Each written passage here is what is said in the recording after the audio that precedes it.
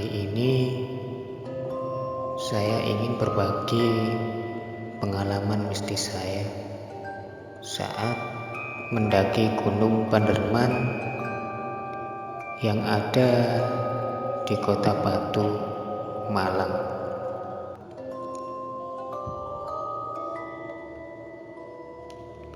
Pada saat jam kerja, tiba-tiba terbesit di kepala saya buat mendaki gunung. Karena waktu itu emang udah lama banget gak mendaki gunung. Lalu saya ngajak rekan kerja saya untuk mendaki gunung yang background dia juga anak pecinta alam di waktu SMK. Pendek-pendekan aja jalurnya, soalnya udah lama juga gak mendaki. Khawatir otot-otot kaget, dan rekan kerja saya mau untuk mendaki, dan sepakat kita milih mendaki Gunung Panderman di Batu.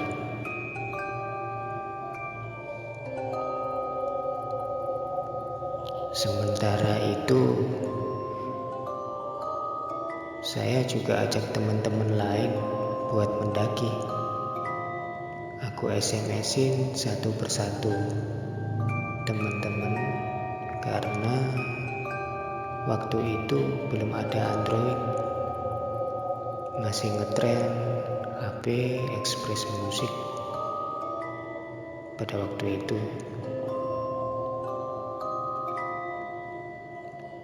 Nah, waktu saya SMS-in, teman-teman saya udah fix, dan yang berangkat ada 6 orang, dan kita jadwalin berangkat Sabtu sore.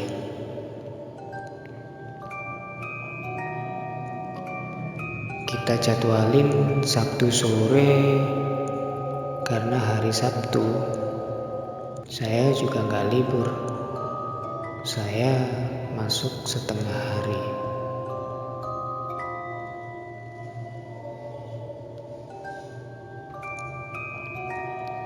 Nah, pas hari H,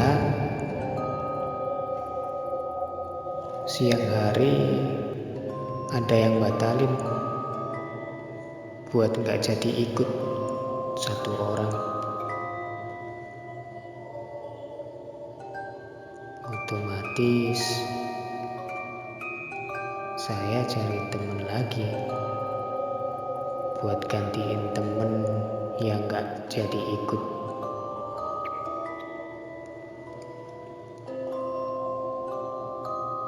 Karena konon mendaki gunung dalam jumlah ganjil itu gak boleh. Teman-teman yang suka mendaki udah pasti tahu itu dong.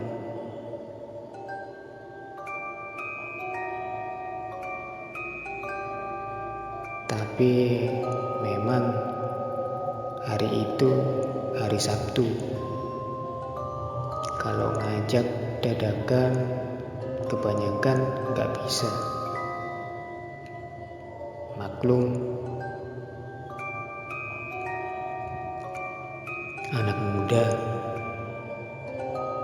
udah punya jadwalnya masing-masing. Ada yang pacaran,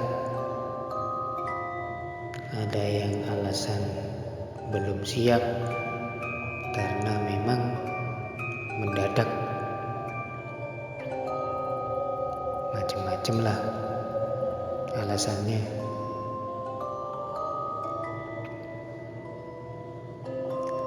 Akhirnya nggak ada yang gantiin. Dan yang benar-benar ready cuma 5 orang.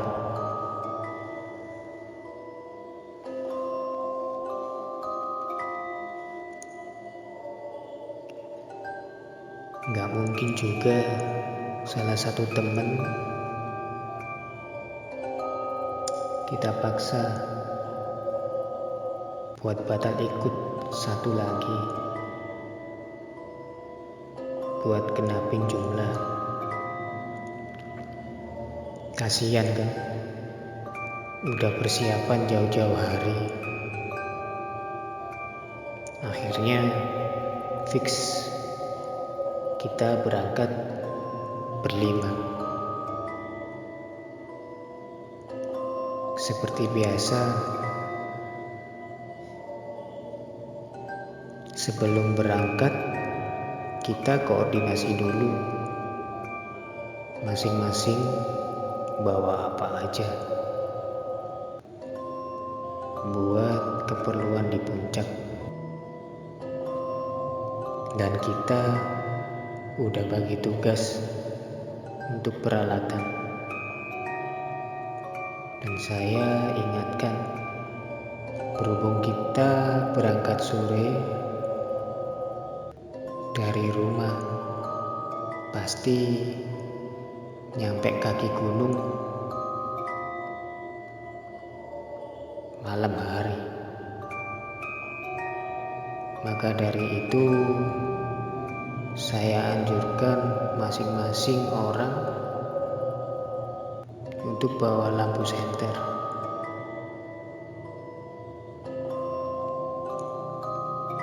Nah, berangkatlah kita kan. Kita berangkat naik motor. Seperti biasa, motor kita parkir di rumah penduduk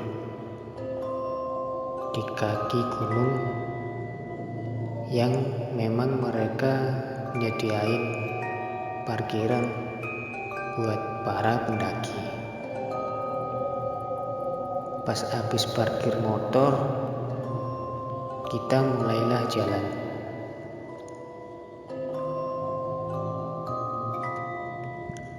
Belum jauh kita jalan, kita dipanggil pendaki lain. Jumlahnya 2 orang, cowok cewek. Seperti biasa, kita sesama pendaki berkenalan, dan udah gak ada lagi istilah teman saat kita mau mendaki. Tapi kita semua saudara. Jadi kita dari perkampungan kaki gunung berangkat 7 orang.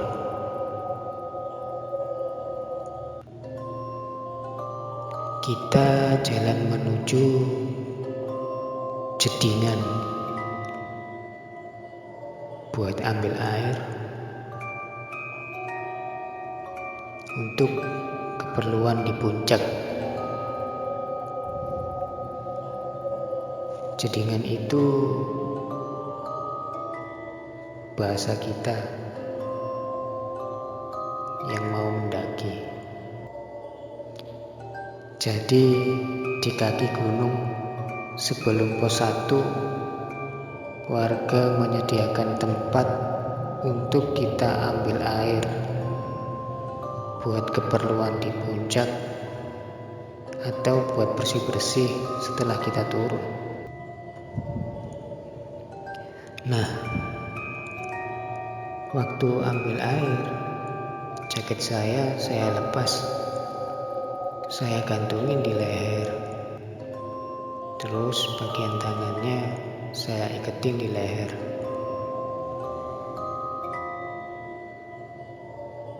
Ketika jerigen udah terisi penuh, kita semua berdiri melingkar di depan jedingan, buat berdoa bareng-bareng sambil mengingatkan agar kita tidak buang sampah sembarangan, nggak misu, nggak ngelakuin hal-hal yang melanggar norma, dan ngingetin kalau saat pendakian atau pas di puncak kita lihat hal aneh apapun atau sosok gaib, kita ingatkan jangan ceritain pas di atas, tapi ceritain pas udah turun.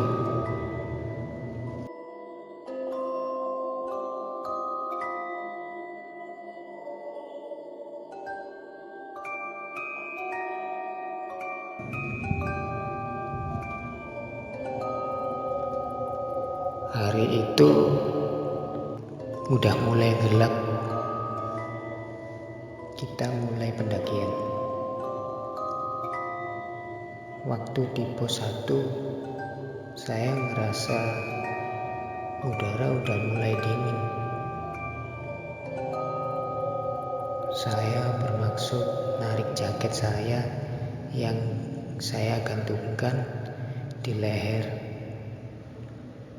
Dan ternyata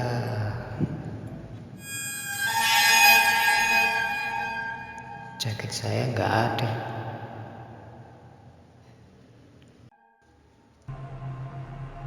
Pikiran saya pasti jatuh di jalan, dan saya nggak berasa. Saya minta satu teman saya untuk turun lagi nemenin saya cari jaket, dan yang lain saya persilahkan jalan lagi dan tungguin di pos 2.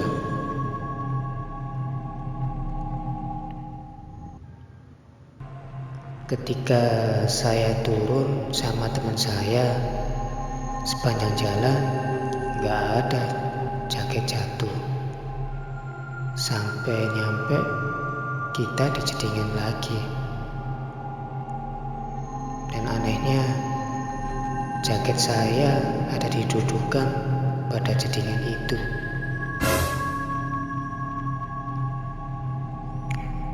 Teman saya nanya, mungkin saya lupa, tapi saya kekeh mulai ambil air.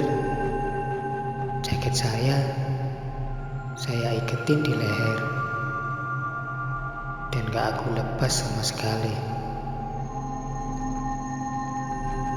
Dengar jawaban saya, pikiran teman saya, dan pikiran saya ternyata satu frekuensi. Ada yang gak beres.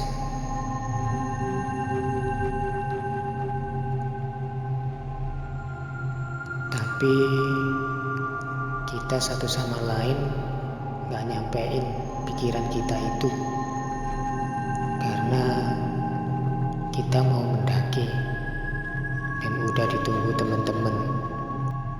Kita mulai naik lagi sampai ketemu pos 1. Kita jalan terus, dan setelah pos 1 menuju pos 2, kanan kiri udah hutan, gelap. Saya tiba-tiba merasa merinding dan merasa jarak pos 1 ke pos 2 lebih jauh dari biasanya. Lalu saya ajak ngobrol teman saya sambil jalan. Waktu itu pas ada Piala Dunia, pertandingan antara Jerman versus Spanyol. Teman saya tanyain, kamu jago di mana? Teman saya udah feeling kalau saya merasa nggak nyaman.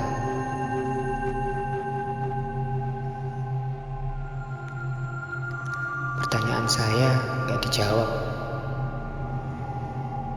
Lalu teman saya telepon teman-teman yang lain, apakah masih di pos 2? Dan teman-teman jawab, masih nungguin di pos 2. Gak lama setelah itu kelihatanlah pos 2. Kita mulailah sama-sama mendaki dan ternyata semua teman-teman saya gak ada yang bawa lampu senter, termasuk 2 pendaki yang baru kenal itu.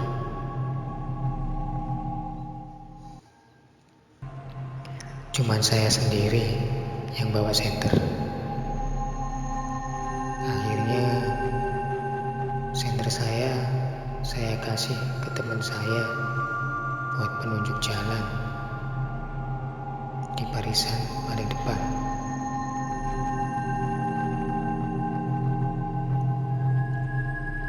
Kita saling bergantian untuk barisan paling depan. Tiba saat saya giliran barisan paling depan. Caranya kita mendaki dengan 1 senter. Barisan paling depan terangin dulu jalan setapak yang akan dilewati, kemudian senter diarahkan jalan pendaki yang ada di belakangnya. Setelah berjalan lumayan jauh, setelah saya nerangin jalan saya dan melangkah, lalu saya terangin jalan teman-teman di belakang saya. Nah, setelah mau ngarahin lampu senter untuk jalan saya lagi, tiba-tiba saya terperosok.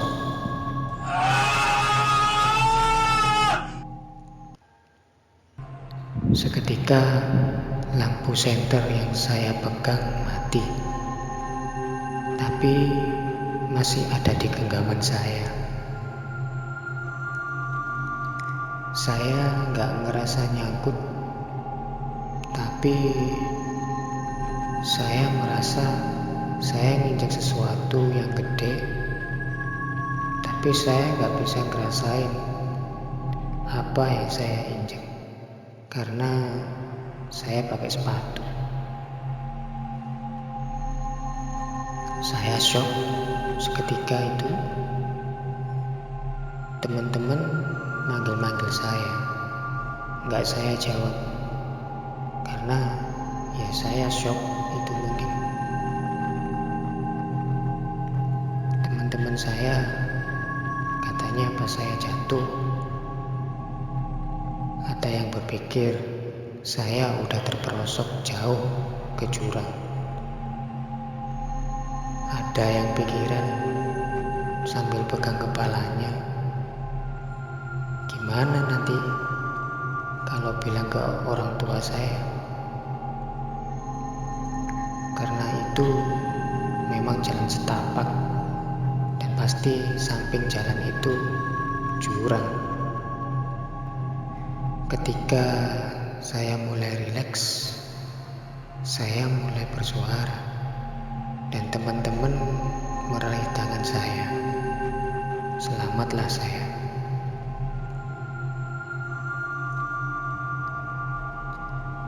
Terus salah satu teman saya kasih tanda di pohon dekat saya jatuh.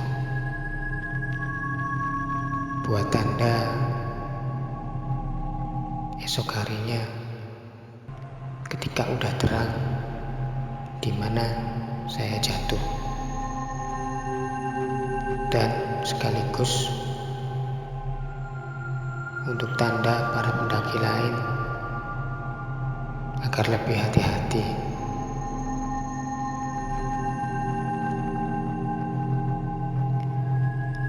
Perjalanan berikutnya menuju puncak, saya berada di barisan nomor 2.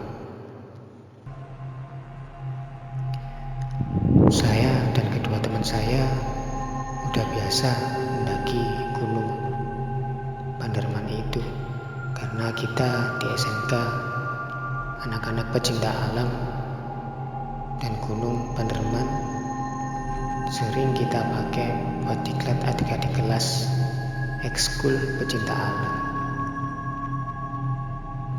Kita jalan dari kaki gunung, perjalanan paling lama 3 jam.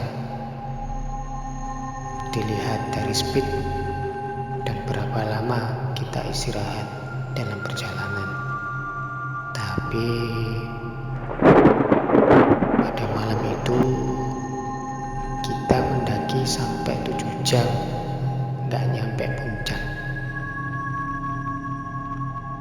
Kita feeling kita diputer-puterin sama penghuni situ.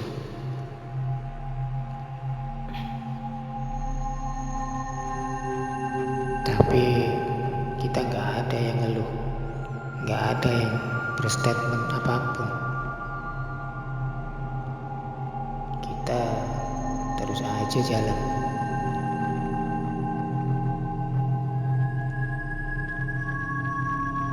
Saya dan teman saya punya pikiran untuk putar musik biar pikiran kita nggak kacau. Tapi kita sama-sama seakan merasa ada yang bilangin, jangan bikin berisik. Dan kita nggak jadi putar musik. Dalam hati saya berdoa terus, surat-surat pendek apapun saya baca. Terus kita dengar suara pendaki lain yang masih di belakang kita.